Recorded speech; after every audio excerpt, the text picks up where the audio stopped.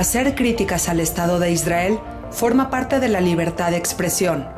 Sin embargo, hay críticas que lo que tienen es una carga de antisemitismo en su interior. ¿Cómo se pueden diferenciar unas de otras? En entrevista para Enlace Judío, Ariel Helblum, representante del Centro Simón Wiesenthal para América Latina y autor del libro Antisemitismo, definir para combatir, nos explica. Hola Ariel Helblum, ¿cómo estás? Y te agradezco muchísimo, primero que nada, tu tiempo para esta entrevista. No, como siempre, un placer estar en contacto contigo. Ariel, escribiste un maravilloso libro, no tengo otra palabra para explicarlo y definirlo, que se llama Antisemitismo, definir para combatir. Y es que sí, primero hay que definir lo que es el antisemitismo para luego, después de ponerle un nombre y entenderlo, combatirlo de la mejor manera posible. Así que mi primera pregunta es la siguiente. En estos tiempos de guerra en los que el Estado de Israel se encuentra tratando de combatir y aniquilar por completo a la organización terrorista Hamas, pues hay muchas críticas que se han dado a lo largo de todos estos meses contra el ejército israelí, su manera de proceder, las políticas del primer ministro Benjamín Netanyahu. Y es que estas críticas, por supuesto que en cierta medida son válidas, son legítimas, forman parte de un discurso democrático y forman parte de la libertad de expresión. Pero cuando, Ariel, hay críticas que realmente esconden un antisemitismo feroz y sobre todo, ¿cómo podemos diferenciar unas críticas de otras? Voy a tratar de usar un criterio que no me pertenece, digamos. Fue elaborado por un ya veterano dirigente que su gran tarea fue ayudar a que los judíos de la Unión Soviética, la vieja Unión Soviética, puedan salir, llamado Natan Sharansky. Él refiere que una crítica hacia Israel se transforma en antisemita cuando se encuentra en alguna de las siguientes características, que las tres empiezan con D, por lo tanto él las llama las tres D. La primera de ellas es la deslegitimación, es decir, que la crítica lleve a que el Estado de Israel no tiene una legitimación para existir como tal. Es decir, que discutan la génesis legítima de ese Estado. La segunda tiene que ver con pedirle un doble estándar, es decir, juzgar de una forma diferente las acciones de Israel de las que se juzgan a cualquier país. Y aquí hay una muy fácil, es decir, impedirle el derecho a defenderse, a proteger a sus ciudadanos, a tener fronteras seguras. Eso es cualquier Estado lo tiene que tener. Volviendo al anterior, para dar un ejemplo que no lo di, a nadie se le hubiese ocurrido que por el conflicto existente entre Rusia y Ucrania, que estamos viendo hace 2 años, alguno de los dos países no tiene derecho a existir. El tercero tiene que ver con algo que se llama la demonización, es decir, otorgarle a cualquier decisión que Israel tome un carácter maligno naturalmente. Haga lo que haga, está mal. Todo lo que hace está mal, todo lo que provenga de Israel tiene un trasfondo maligno de teoría conspirativa, con lo cual, no sé, cualquier medida que tome está mal hecha. Y dentro de esto vamos a encontrar la falsa acusación de apartheid, por ejemplo. Es decir, como un país que está generando una apartheid sobre sus ciudadanos palestinos o sobre los palestinos, cuando sabemos que esto no es así y es muy fácil de demostrar que no. Estamos hablando de el único Estado democrático en Medio Oriente donde uno tiene los mismos derechos siendo cristiano, druso, árabe, o cualquiera sea su origen, y a la inversa, no hay un solo país en Medio Oriente donde los judíos tengan los mismos derechos. Entonces, invertir esta situación y ponerle un carácter de demoníaco, de maldad absoluta a cualquier cosa que haga, cuando escuchás que te dicen, ¿por qué los sionistas? Como si fuese un insulto, como si fuese algo digamos, que naturalmente es malo. cuando el sionismo no es otra cosa que el movimiento de autodeterminación nacional del pueblo judío en su tierra ancestral. Así que tenemos estas 3Ds que vale la pena memorizarlas, estudiarlas, porque es una brújula para Ujú. diferenciar un tipo de críticas de otras. Y Así es. hablando de críticas, Ariel, hay una que ha sido constante a lo largo de estos meses, que es acusar al Estado de Israel de estar cometiendo un genocidio. Un término que me parece muy arriesgado mencionarlo y que quién mejor que tú para que nos aclares si lo que ha sucedido en estos tiempos y en esta guerra, pues es un genocidio. A ver, yo puedo aceptar que los peores críticos, aquellos más duros críticos del accionar de Israel, del ejército, del gobierno, quieran identificar algún hecho en particular para sostener de que puede o no haber crímenes de guerra o cuestiones así. Toda guerra es indeseable, los resultados son absolutamente horrendos. Pero para que exista un genocidio, el delito de genocidio, tal cual lo estableció el Estatuto de Roma en 1998, establece como requisito inicial el dolo. El dolo es la intención de una matanza generalizada de determinado sector por su origen, por determinada situación. Si Israel hubiese tenido la intención de llevar adelante un genocidio, lo hubiese hecho porque la capacidad es indudable que la tiene. Si hubiese querido destruir íntegramente la población de Gaza, ya lo hubiera hecho y no hubiera arriesgado a su propio ejército, que está conformado por ciudadanos que están llevando adelante su servicio militar. Es decir, su propia población civil en armas es el ejército de Israel. Y la está poniendo en juego en cada operación para tratar de minimizar los riesgos de gente que pelea de una forma no convencional.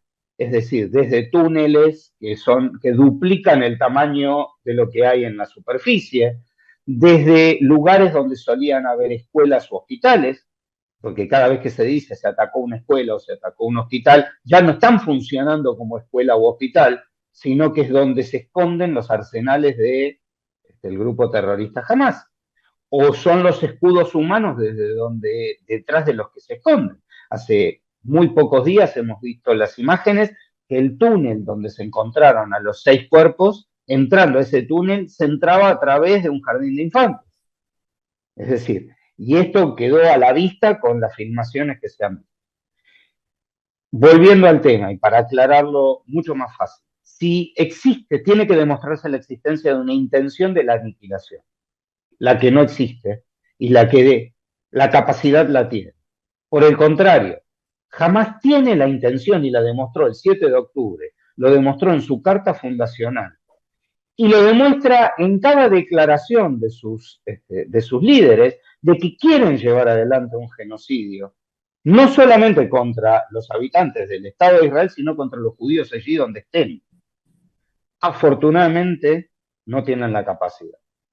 Claro, podríamos resumirlo diciendo que Israel en 2 días puede terminar con la vida de 2 millones de palestinos. Sin embargo, Si no hubiese lo ha querido, hecho. lo hubiese hecho.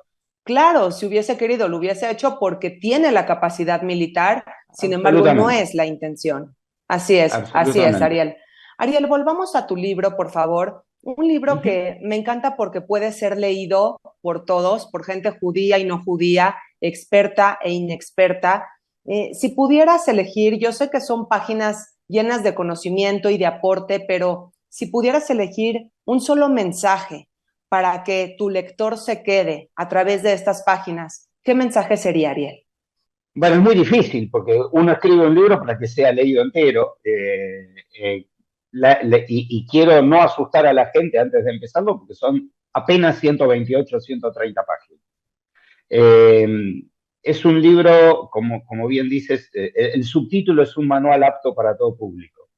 Empiezo explicando qué es un judío, para no dar nada por sentado y que cualquier persona pueda entender de qué estamos hablando.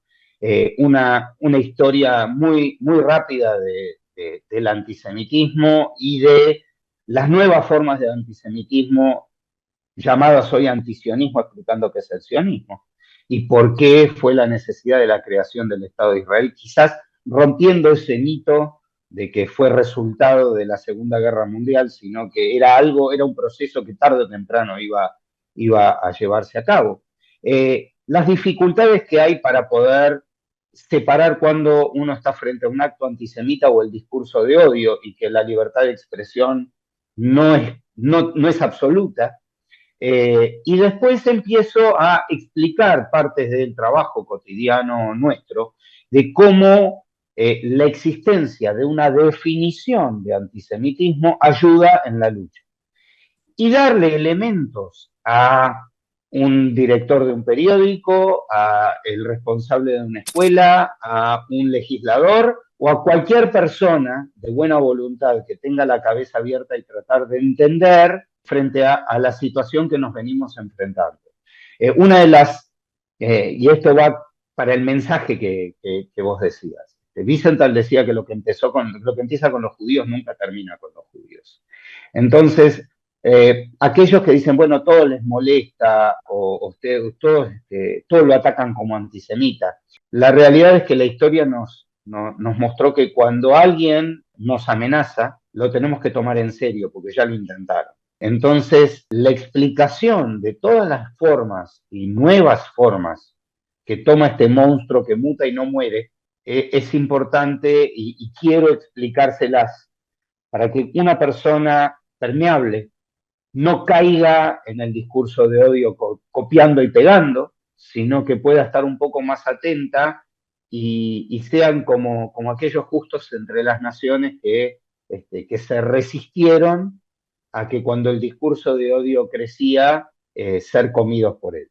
Ariel, nada más alejado de la realidad, la verdad es que el yihadismo es una amenaza mundial para quien lo quiera entender, para quien vive en el siglo XXI. El Estado de Israel es la primera línea, es el primer frente de batalla, pero seguirá Europa y seguirá el resto del mundo. Así que ojalá que se pueda combatir contra este islamismo radical en el que todos somos considerados infieles. Ariel, te voy a interrumpir un segundo. Quiero agregarte algo a esto que vos estás diciendo, posiblemente antes de cambiar de tema. Para mí no es un futuro de lo que vos estás hablando, de que cómo se lleva a otros lugares. Yo soy el único representante latinoamericano ante el Comité de Antisemitismo y Negación del Holocausto de la IRA, de la Alianza Internacional para el Recuerdo del Holocausto. Voy a todos los plenarios. Estuve en junio en Glasgow, Escocia, donde se llevó a cabo la última sesión. Para aquellos que siguen las redes del Centro Wiesenthal, digamos, para poder llegar a un lugar como Escocia, mucha gente contribuyó para que yo vaya, y yo le devuelvo a la gente contando todo lo que nosotros hacemos. No me lo han dejado hacer desde el principio del plenario, porque decían que si yo subía un lunes a la mañana y el plenario terminaba el jueves, si yo subía contenido indicando que estábamos sesionando, grupos pro-palestinos iban a venir a boicotear la sesión. ¿Cómo entiendes entonces que grupos pro-palestinos vayan e impidan en Londres que pueda llevarse a cabo una función del violinista sobre el tejado? ¿Dónde está la defensa de la existencia de Palestina en estos casos? Es decir, no estamos hablando de los derechos del pueblo palestino, estamos hablando de una vida judía normal. Entonces, esa lucha ya está en Europa y ya está en algunos lugares de Estados Unidos y ya está en Canadá y ya está en Australia. El tema es cómo en otras regiones nosotros nos mantenemos alerta y tratamos de hacer ver que esto no puede continuar de esta manera. Vos fíjate que cuando han vuelto de las vacaciones en los campus norteamericanos ya están prevenidos para que no vuelva a suceder lo que sucedió en la primera parte del año. Y perdón la interrupción, pero me parecía que a tu comentario había que agregarle. Claro, entonces ya no estamos hablando del futuro, sino del presente. Y para finalizar esta entrevista, pues terminemos con una pregunta de actualidad. Si Ujú. hablamos de actualidad, tenemos que hablar de redes sociales. Tú que estás al frente del Centro Simón Vicental para América Latina, un centro que se dedica, como bien lo dijiste, a combatir el antisemitismo, pues las redes sociales juegan un papel fundamental, ya que son un medio de comunicación en el que todo el mundo opina de una manera muy fácil, en el que podemos ver videos o imágenes de manera instantánea y eso nos ayuda a formar una opinión rápida, instantánea, pero no siempre bien informada. ¿Qué papel juegan las redes sociales en tu trabajo al combatir el antisemitismo? Las redes sociales son una realidad. Llegaron para quedarse y en el centro, ya desde que Internet empezó a existir, nos quedó claro que, digamos, que iba a ser una plataforma ideal para la expansión del discurso de odio. Entonces, por un lado, trabajar con los proveedores que no nos ven a nosotros como usuarios, sino como clientes. Entonces, que un cliente deje de ser un cliente para ellos va en contra del negocio. Entonces, se escudan en la libertad de expresión y en permitir que se diga cualquier cosa. Las redes sociales han generado de que tu espacio de opinión se haya reducido porque vos estás cerca de la gente que opina igual que vos y es muy raro tener una discusión. Lo que tenés son peleas o tenés bloqueos o tenés a esta persona no la sigo o esta... Y se ha generado que la verdad es lo que vos querés, creés y querés que sea la realidad. Se corta y pega aquello que uno opina sin discutir si la fuente es fidedigna o no es fidedigna.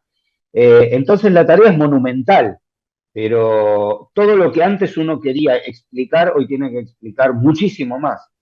Aquellas personas que creen que ya no leen un periódico, sino ni leen nada, sino que, bueno, lo vi en internet, e inclusive empecemos por casa, digamos, ¿cuánta gente conocida nuestra te hace llegar todos los días un video y decir, esto es de hace 3 años, esto, la fuente está mal, esto no está bien? Entonces uno tiene que explicarle a la gente que uno no puede cortar y pegar lo que recibe, uno tiene que chequear la fuente, la veracidad, antes de pasar y ver de qué se trata.